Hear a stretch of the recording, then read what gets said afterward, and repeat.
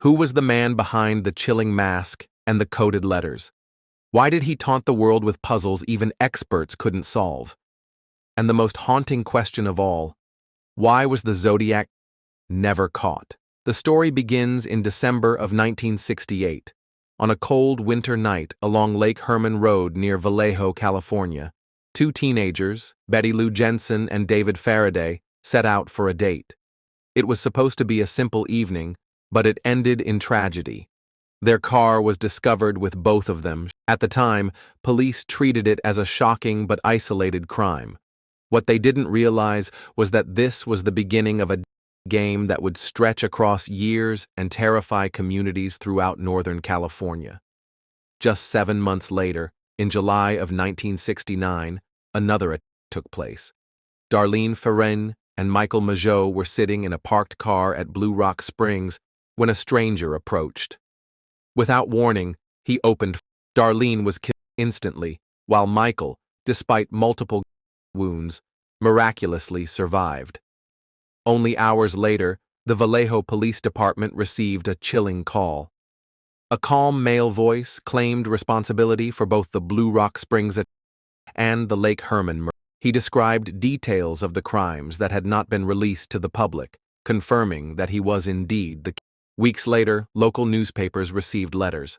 The author demanded they publish his words on the front page, or more people would. Signed with a strange circle and cross symbol, the letters contained ciphers, codes made up of symbols and letters. When the first cipher was cracked, it revealed a disturbing confession.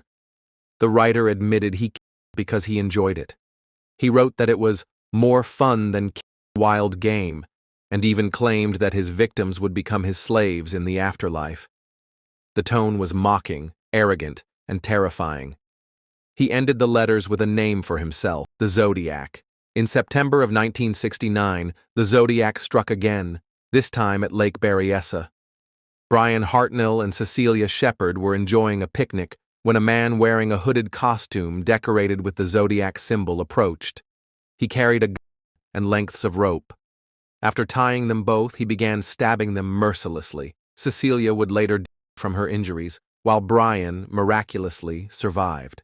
Once again, the killer called police himself to report the crime, leaving his signature symbol scrawled on the victim's car door along with the dates of his previous. The case escalated.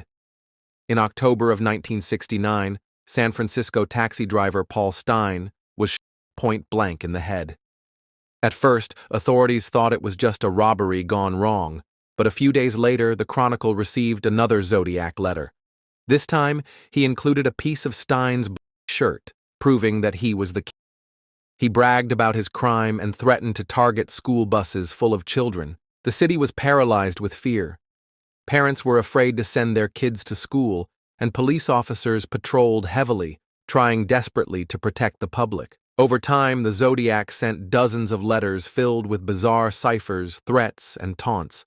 He described he claimed to have built, bragged about that were never confirmed, and constantly mocked the inability of law enforcement to catch him. Each message was signed with his now infamous words, "This is the Zodiac speaking." Some of his ciphers were solved, while others remained mysteries for decades. He became a national obsession, covered endlessly in newspapers and on television. The more the media reported, the more powerful he seemed to become. As investigators scrambled for answers, suspects began to emerge.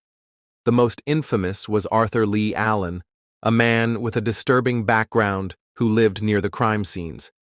He was eccentric, aggressive, and had a fascination with cryptography. He even owned a watch with the Zodiac symbol. Police built a strong circumstantial case against him, but every time the evidence was tested, it fell short. His handwriting didn't match the Zodiac letters. His fingerprints didn't match those found on evidence. Even DNA taken from stamps and envelopes did not match. Allen died in 1992, still under suspicion but never proven guilty. Despite Allen's prominence, there were many other suspects over the decades. Some were dismissed quickly, others lingered in the files of detectives and amateur sleuths. There were countless theories, Some believed the Zodiac was a military man trained in codes, others thought he might have been a local loner who blended into the background of ordinary life. None of the theories have ever led to certainty, and every promising lead eventually faded away. Meanwhile, Zodiac's cultural impact grew. Communities lived in fear, couples avoided secluded areas, and children were warned about strangers in ways that hadn't been common before. The press treated him like a grim celebrity, printing his letters and fueling public anxiety. The Zodiac knew exactly what he was doing, spreading terror not just through violence, but through the promise of violence. He showed the world that it could manipulate fear itself as a weapon. Not every letter was authentic. Copycats and hoaxers added to the confusion, sending fake messages to newspapers or pretending to be the Zodiac in order to gain attention. Each false lead wasted valuable police resources. Detectives were never sure which threats were real and which were staged, and this uncertainty further cemented the Zodiac's legend as someone who could not be fully understood or tracked. By the mid-1970s, the letters stopped. The final confirmed Zodiac letter, arriving in 1974, bizarrely praised the film The Exorcist as the best satirical comedy the writer had ever seen. After that, nothing. Some believe the Zodiac died. Others believe he simply decided to stop communicating, satisfied with the chaos he had already created.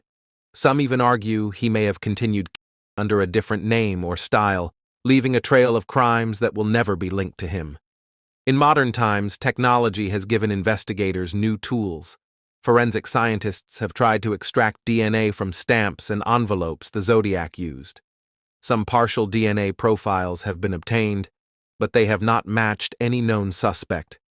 In 2020, one of his most famous unsolved codes, the 340 cipher, was finally cracked by a team of amateur cryptographers.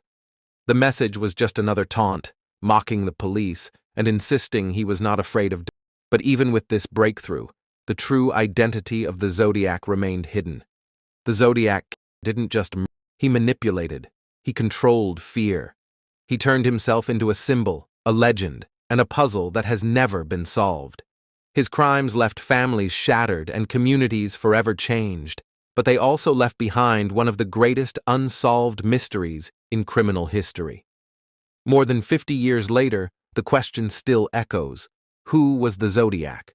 So who was he? A failed genius craving attention? A cruel who vanished into obscurity?